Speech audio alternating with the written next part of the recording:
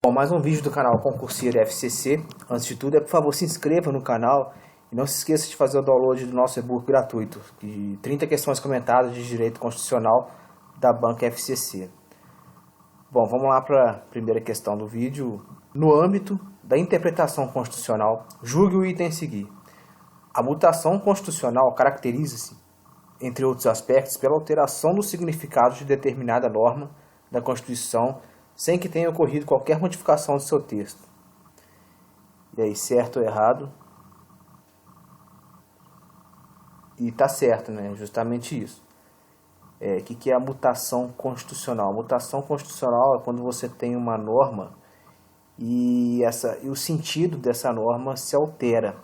Mas o sentido ele altera sem com que o texto seja modificado. E um exemplo disso é o inciso 11 do artigo 5º, mas esse exemplo eu vou mostrar lá na frente. Vamos para o gabarito aqui, ó, certo? Diversamente da emenda, processo formal de alteração da lei fundamental, a mutação constitucional ocorre por meio de processos informais de modificação do significado da Constituição sem alteração de seu texto. Ou seja, na emenda, né, projeto de emenda constitucional, o texto é alterado. E no caso aí, na mutação constitucional, o texto ele não é alterado, o sentido que é alterado. Então vamos aqui para o nosso exemplo aqui, ó. No artigo 5º nós temos esse inciso que diz que a casa é asilo inviolável do indivíduo, ninguém nela podendo penetrar, sem consentimento do morador, salvo em caso de flagrante, delito ou desastre, ou para prestar socorro, ou durante o dia por determinação judicial. Quando essa norma foi criada ali em 1988, a casa, o sentido de casa, se restringia à residência. Era onde o indivíduo residia, morava. Então, para isso era casa. Com o tempo, aí, o sentido de casa mudou. Hoje em dia, nesse inciso aí, por exemplo, para esse inciso, hoje em dia, hotel, casa, um iate, né, o barco é considerado casa.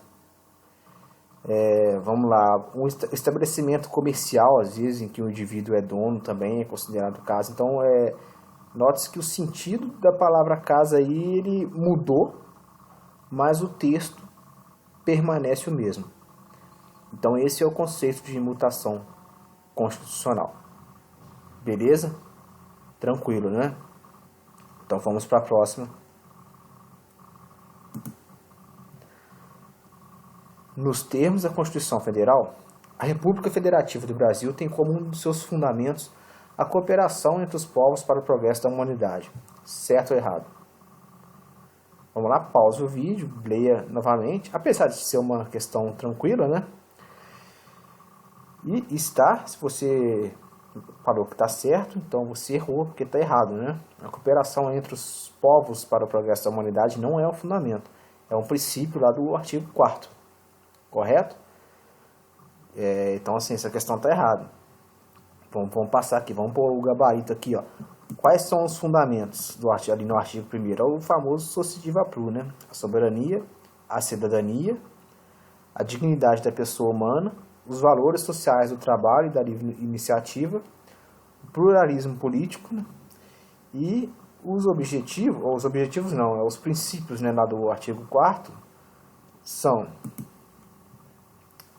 independência nacional, prevalência dos direitos humanos, autodeterminação dos povos, não intervenção, igualdade entre os estados, defesa da paz, solução pacífica dos conflitos, repúdio ao terrorismo e ao racismo, cooperação entre os povos para o progresso da humanidade, concessão de asilo político. Normalmente, quando a FCC cobra aí do artigo 1º ao artigo 4º, ela tenta confundir o candidato nesses incisos aí.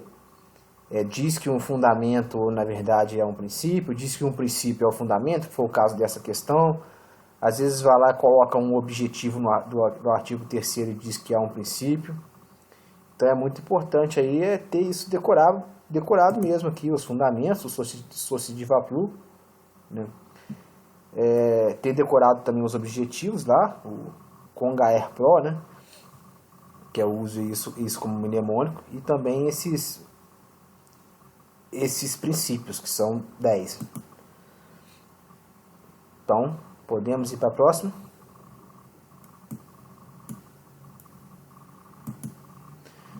No que concerne às características da forma de governo republicana, julgue o item abaixo. É correto dizer que a elegibilidade dos representantes, ou seja, as autoridades são investidas no poder pela eleição, que poderá ser direta ou indireta. E aí, certo ou errado? Tá certo, né, gente? No Brasil, nós temos aí a forma de eleição direta e também a indireta. E nossa forma de governo é a república, né? Então vamos aqui para o gabarito. Tá certo. Então a soberania popular será exercida pelo sufrágio universal e pelo voto direto e secreto, com valor igual para todos, e nos termos da lei mediante plebiscito, referendo e iniciativa popular. O artigo 14 ele fala das formas ali do voto direto, né?